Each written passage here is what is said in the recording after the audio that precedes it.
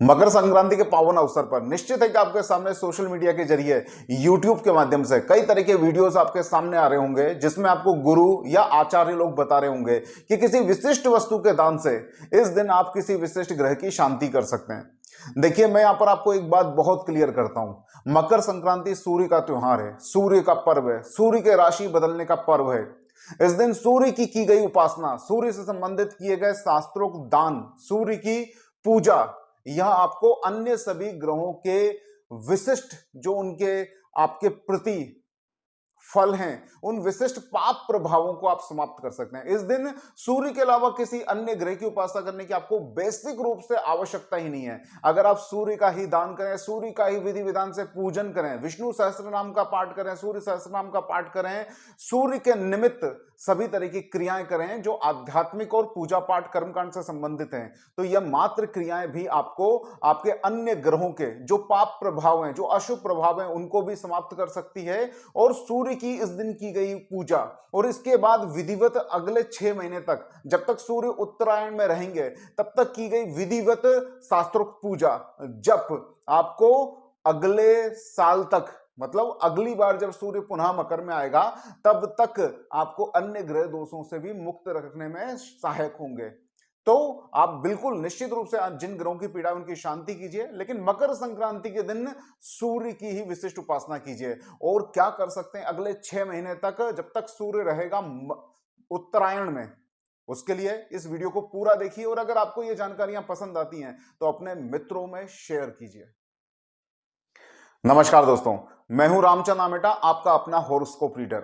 मकर राशि में प्रवेश के साथ ही सूर्य अपनी उत्तरायण की यात्रा जो प्रारंभ करने वाला है, ये धीरे धीरे समय के साथ माह दर माह धीरे धीरे प्रचंड होने वाला है। ये अपनी ऊर्जा से अब पूरी प्रकृति को तापित करने वाला है। यह काल आपके लिए भी बहुत विशिष्ट हो सकता है। संपूर्ण प्रकृति कर्क से लेकर मकर तक का जो गोचर होता है सूर्य का, वहां पे जब सूर्य अपनी आभा से थोड़ा मंद होता है, पृथ्वी तक उसका पूर्ण प्रकाश पूर्ण तीव्रता के साथ जब नहीं आ रहा होता है, तब यह काल होता है जिसमें प्रकृति बरसात और सर्दी के माध्यम से अपने अंदर ऊर्जा को संचित करने की कोशिश करती है। आप लोग भी उस समय व्यायाम करते हैं, अच्छा भोजन लेते हैं, अच्छी डाइट करते हैं, जिम जाते हैं, आप भी अपने अंदर बहुत ऊर्जा संचित करते हैं। तो सूर्य के मकर में गोचर के साथ, सूर्य के उत्तरायण में गोचर के साथ, सूर्य की प्रचंडता के साथ आपको और प्रकृति को भी खिलने का मौका मिलता है। तो ये प्रचंड होता हुआ सूर्य आपके ऊपर भी कृपा बनाए रखे। ये प्रचंड होता हुआ सूर्य मकर से लेकर कर्क तक की अब जो उत्तरायण की यात्रा करेगा, इस समय आप इसके संपूर्ण लाभ को आध्यात्मिक रूप से और अपने अंदर ऊर्जा के रूप में और ज्योतिषीय रूप से आपके समस्त माहों के अंदर, समस्त दशाओं के अंदर, समस्त ग्रहों के प्रभावों के अंदर शुभता लाने के लिए किस तरह से आप सूर्य की अब उपासना कर सकते हैं, इसका वर्णन अब मैं प्रारंभ करता हूं। शास्त्र के अंदर वैसे तो द्वादश आदित्य का वर्णन है। शास्त्र के अंदर 12 राशियों में गमन करता हुए सूर्य के 12 तरह से पूजा और 12 स्वरूपों में मंत्र जाप का वर्णन है। उनके 12 स्वरूपों की चर्चा की गई है और उन्हीं स्वरूपों के अनुसार उनके मंत्र हैं जिनका आप चांटिंग कर सकते हैं। अगर पूरे 12 महीने का आप व्रत धारण नहीं कर सकते इस उपासना का, तो उत्तरायण काल मतलब मकर में जैसे ही सूर्य का गोचर प्रारंभ होगा, तो मकर संक्रांति के शुभ काल में आप संकल्प लेकर कम से कम ये 6 महीने तक का आप सूर्य की उपासना का क्रम प्रारंभ कर सकते हैं। इससे निश्चित ही आपको अन्य ग्रहों के प्रभाव में भी शुभता मिलेगी और सूर्य का एक विशिष्ट प्रभाव आपके जीवन में आएगा। वह प्रभाव है सूर्य का अक्षय भंडार के रूप में। आपके जीवन में वो ऊर्जा का तो अक्षय भंडार भरेगा ही, लेकिन साथ में ही आपके आर्थिक समृद्धि का भी वो आधार बनेगा। आप याद रखिए, महाभारत के अंदर वनवास काल के अंदर जब पांडवों को भोजन की चिंता हुई थी, तब ऋषि आज्ञा से उन्होंने, युधिष्ठिर ने और द्रौपदी ने सूर्य की ही उपासना की थी और सूर्य ने ही उन्हें अक्षय पात्र दिया था। तो जीवन के अंदर अक्षय ऊर्जा का हो तो आपको लक्ष्मी के साथ साथ सूर्य की उपासना भी अवश्य करनी चाहिए। तब मकर संक्रांति पे आप कम से कम अगले 6 महीने के लिए सूर्य का मंत्र जाप का संकल्प लीजिए। और नहीं तो सिर्फ सुबह के 5 मिनट या 10 मिनट आपको लगेंगे, आपकी स्पीड और संस्कृत समझने की क्षमता के अनुसार जिसमें आप इन सूर्य मंत्रों का, सूर्य उपासना का प्रारंभ कर सकते हैं और इसको 6 महीने के अंदर कंप्लीट कर सकते हैं। यह निश्चित रूप से आपको आपके जीवन के अंदर अक्षय समृद्धि प्रदान करेगी। तो कौन से हैं वो आदित्य के 6 स्वरूप? 12 स्वरूप हैं, उनमें से हम इस बार सिर्फ 6 स्वरूप ले रहे हैं जो आपके अगले 6 महीने के लिए पर्याप्त होंगे। तो कौन से हैं वो 6 स्वरूप, 6 मंत्र, उनको आप इस वीडियो के अंत तक जान लेंगे। किसी भी ग्रह की आराधना करने से पूर्व या आप किसी देव विशेष की भी जब साधना के लिए प्रवृत्त होते हैं, तब आप ये निश्चित कीजिए, आप करते हैं, आपके ब्राह्मण करते हैं या कोई विशिष्ट व्यक्ति से आप करवाते हैं, तब आप ये निश्चित कीजिए कि उस देव विशेष का कवच, स्त्रोत और नामावली पाठ भी अवश्य हो। कवच पाठ से आपको यह भावना आती है कि देवता मेरी रक्षा कर रहा है, वो उसी तरह कवच की तरह आपकी रक्षा करता है।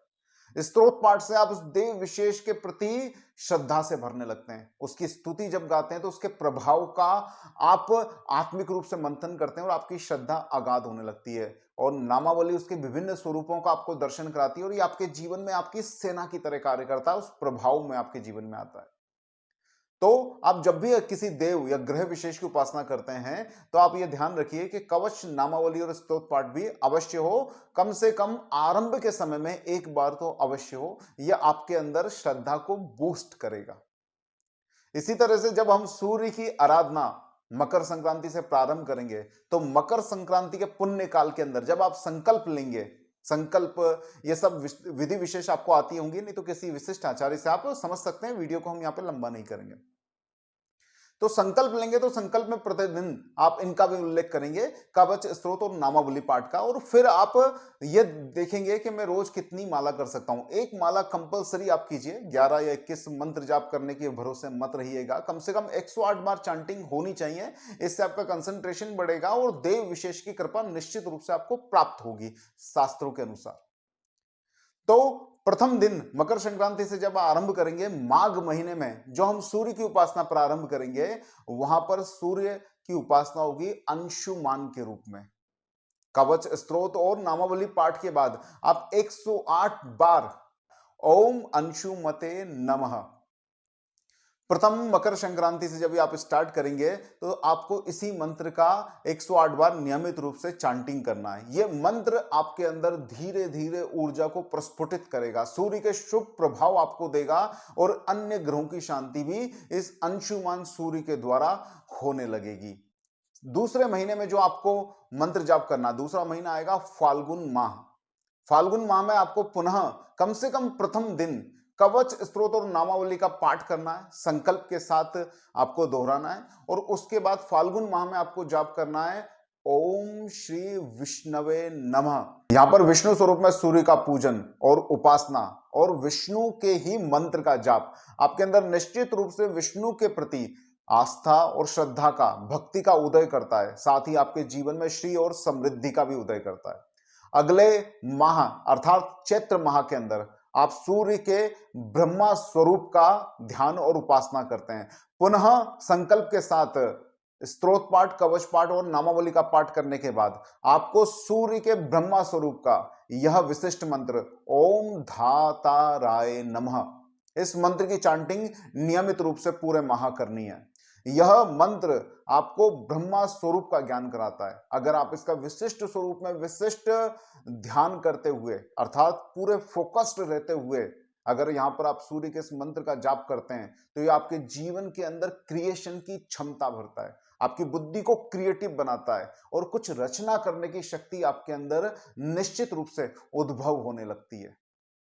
वैशाख महीने में आपको सूर्य के यम स्वरूप की आराधना करनी है। यहां पे सूर्य यम अर्थात एक तरह से पितृ का स्वरूप धारण कर लेते हैं। यहां पर अगर सूर्य के विशिष्ट मंत्र ओम आर्य माय नमः का नियमित रूप से चांटिंग प्रारंभ करते हैं, प्रथम दिन संकल्प के साथ कवच, स्त्रोत और नामावली पाठ करने के बाद जब आप इस मंत्र का नियमित रूप से पूरे महीने तक ओम आर्य माय नमः इसका पूरे महीने 108 बार चांटिंग नियमित रूप से करते हैं तो निश्चित है कि आपके पितरों की कृपा भी धीरे धीरे आपको प्राप्त होने लगती है और उनकी वजह से या उनके क्रोधित या कोपित होने के कारण आपके जीवन में कोई विघ्न और बाधा है तो आपको निश्चित उसके समाधान प्राप्त होने लगते हैं। तो इस पूरे महीने 108 बार इस विशिष्ट मंत्र का निश्चित रूप से जाप कीजिए। ज्येष्ठ माह में जब प्रचंड हुआ सूर्य आपको तपा रहा होगा, तब उस समय आपको सूर्य की आराधना करनी है मित्र के रूप में। यहां पे सूर्य का मंत्र आता है ओम मित्राय नमः। यह आपके अंदर विश्व कल्याण की भावना भरते हैं। ठीक से, उचित विधि से अधिक बार अगर आप इनका जाप करते हैं, संपूर्ण श्रद्धा और फोकस के साथ अगर आप इनका स्मरण और जप चालू रखते हैं, तो यह सूर्य आपके जीवन में मित्र के रूप में उपस्थित होता है, आपकी संकटों से रक्षा करता है और आपको इतना सामर्थ्यशाली बनाता है कि आप संपूर्ण विश्व के संकटों को निवारण कर सकें और आप पालनहार बन सकें। तो संपूर्ण माह, कम से कम ज्येष्ठ संपूर्ण माह, आप इस विशिष्ट मंत्र का 108 बार डेली चैंटिंग कीजिए। यह आपको जीवन में अपेक्षित सहयोग प्रदान करेगा। अगले महीने अर्थात आषाढ़ माह के अंदर आपको सूर्य की उपासना करनी होती है वरुण के रूप में। वरुण अर्थात जल के देवता के रूप में। इसी महीने के अंदर या इसी महीने के बाद अगले माह से सूर्य के कारण ही पृथ्वी पर जल वर्षा होने लगती है। यह आपके अंदर जल तत्व का स्थायित्व रखता है, उसका उदय करता है, उसको शुद्ध करता है, जिससे आपका त्वचा, चेहरा चमकने लगता है, आपके अंदर ओज और ऊर्जा की आपको अनुभूति होने लगती है। यह आपको एक तरह से जीवन ऊर्जा से परिपोषित कर देता है। इस तरह से मकर से लेकर पुनः कर्क तक का जो गोचर है सूर्य का, इसमें इन सूर्य के विशिष्ट 6 स्वरूप की आराधना आपको ऊर्जा, उत्साह, उमंग से भरती है। अगर इन विधिवत मंत्रों का जाप करते हुए अगर ये 6 महीने आप निकालते हैं, तो ये निश्चित समझिए आपको ये जीवन के अंदर सौभाग्य प्रदान करेंगे, अक्षय समृद्धि प्रदान करेंगे और आपको सफलता के लिए अनेक सुयोग्य अवसर देंगे और आपके अंदर ऊर्जा और शक्ति भरेंगे, जिससे आप उन अवसरों का उपयोग करके आगे बढ़ सकें। आशा करता हूं ये वीडियो आपको ज्ञानवर्धक और रुचिकर लगा होगा, तो लाइक का बटन अवश्य दबा दें और अपने मित्रों में तुरंत इसको शेयर कर दें। इसी तरह के अन्य जानकारी वर्धक और ज्योतिषीय वीडियो अगर आप देखना चाहते हैं, तो मेरे चैनल को सब्सक्राइब करके रखें। नमस्कार दोस्तों, जय श्री कृष्णा।